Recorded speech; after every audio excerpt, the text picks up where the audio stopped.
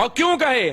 آبادی کے حساب سے 3 درجات تھے کوفہ کے اندر، 3 کیٹیگریز۔ ایک وہ لوگ تھے جو اشراف کہلاتے تھے۔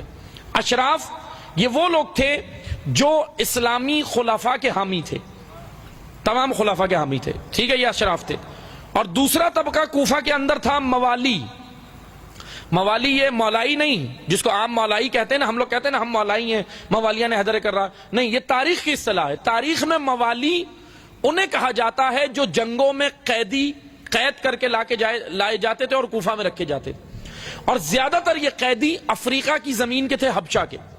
اور جناب خلیفہ دوم حضرت عمر کے دور میں کوفہ کو چھاؤنی انہوں نے بنایا تھا، کیپٹل۔ جناب خلیفہ دوم کے حضرت عمر کے دور میں جو کیپٹل تھا نا ان کی حکومت کا، وہ تھا مدینہ، اور کوفہ جو تھا وہ چھاؤنی تھا۔ توجہ سے سنیے گا، میں کچھ نکات دینا چاہ رہا ہوں آپ کو۔ کوفہ جو تھا وہ چھاؤنی تھا، فوجی چھاؤنی انہوں نے بنایا تھا۔ اور ان کے دور میں زیادہ جنگیں ہوئی ہیں، ایران سے بھی جنگ ہوئی اور روم میں بھی ہوئی، اسلامی جنگیں کافی ہوئی۔ اب یہ جو اسلامی لشکر ہوتا تھا اس کو فتوحات ملی ان کے دور میں، اور جتنی بھی قیدی ہوتے تھے ان کو لا کے فوجی علاقے میں رکھا جاتا تھا۔ آج بھی آپ مجھے بتائیں جو قیدی پکڑے جاتے ہیں کیا وہ عوامی علاقوں میں ہوتے ہیں؟ فوجی چھاؤنیوں میں یا فوجی علاقوں میں رکھے جاتے ہیں؟ تو یہی اسٹریٹجی تھی ان کی، یہ لا کے وہاں رکھتے تھے کوفہ میں۔ اور ان قیدیوں کو، جنگوں کے قیدیوں کو، ان کی نہ تربیت تھی ان قیدیوں کی، ان کے پاس نہ تعلیم تھی، بالکل یہ کہہ لیں کہ یہ اس قسم کے تھے کہ ان کو کسی بھی لشکر کے سامنے لڑوا دو، بس یہ جنگجو ٹائپ کے لوگ تھے، جنگجو۔ یہ نہ سوچتے تھے، نہ عقل تھی، نہ کچھ تھی۔ ان کو کوفہ میں رکھا گیا تھا، یہ دوسری کیٹیگری تھی آبادی کے حساب سے۔ اور ان کو کہا جاتا تھا موالی، اصطلاح تاریخ میں، ٹرمز میں ان کو موالی کہا جاتا تھا، مولائیوں کو نہیں کہا جاتا تھا، قیدیوں کو کہا جاتا تھا۔ اور تیسرا طبقہ تھا شیعہ۔ لیکن غور سے سنیے گا، میں کچھ نکات دینا چاہ رہا ہوں۔ شیعہ کے اندر بھی 3 شیعہ تھے، 3 کیٹیگریز۔ شیعہ کے اندر بھی 3 کیٹیگریز تھیں کوفہ میں۔ تاریخ اٹھا کر پڑھیں تو آپ کو پتا چلے گا اس وقت جو شیعہ کا لفظ استعمال کیا جاتا تھا فرقوں کے اعتبار سے نہیں کیا جاتا تھا، جیسے آج فرقوں کے اعتبار سے ہوتا ہے کہ شیعہ، سنی، بریلوی، دیوبند، اہل حدیث فرقے ہیں نا ابھی۔ تو اس وقت فرقوں کی وجہ سے شیعہ کا لفظ یوز نہیں ہوتا تھا۔ ہسٹری میں یہ ہے کہ اس وقت جو شیعہ کا لفظ استعمال ہوتا تھا وہ فالوورز کی وجہ سے ہوتا تھا۔ مثلا میں اگر کسی کا فالوور ہوں تو مجھے اس کے نام سے شیعہ پکارا جاتا تھا۔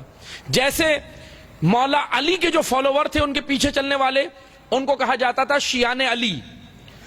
اور کوفہ کے اندر جو حضرت عثمان، جناب خلیفہ سوم حضرت عثمان کے جو فالوور تھے ان کو شیعان عثمان کہا جاتا تھا۔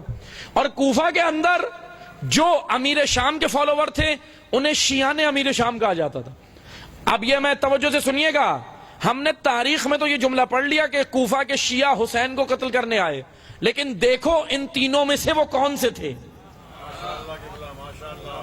یہ میں نے مختصر سی ڈیٹیل آپ کو بتائی ہے۔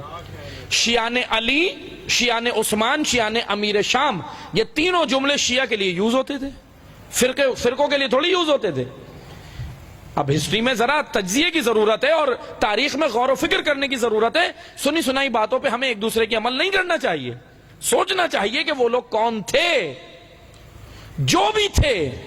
آج آئیں اس مجمع میں ہم بیٹھ کے یہ اعلان کرتے ہیں، اور ہر بار ہم نے تو 1400 سال سے اعلان کیا، قتل حسین میں جو لوگ شامل تھے، جو حسین کو قتل کرنے آئے، جنہوں نے حسین کے قتل کے اسباب فراہم کیے، جنہوں نے حسین کے قتل کا فتویٰ دیا، جنہوں نے حسین کے قتل کے لیے لشکر تیار کیے، جو قتل کرنے آئے اور جنہوں نے قتل کیا اور جو خاموش رہے اس قتل پہ، ہم ان سب پہ لعنت بھیجتے ہیں۔ وہ سب قاتلان حسین ہیں۔ اس لیے الزام تراشی سے پہلے ہم یہ جھانک کے دیکھیں بھائی وہ ہیں کون، ہم ان کے حامی نہیں ہیں۔ اور قاتلان حسین پہ تو اللہ لعنت کرتا ہے، خدا کی نگاہ میں وہ لعنت اللہ ہیں، اور تا قیامت اس کے بعد بھی رہیں گے۔ بس توجہ سے سنیں۔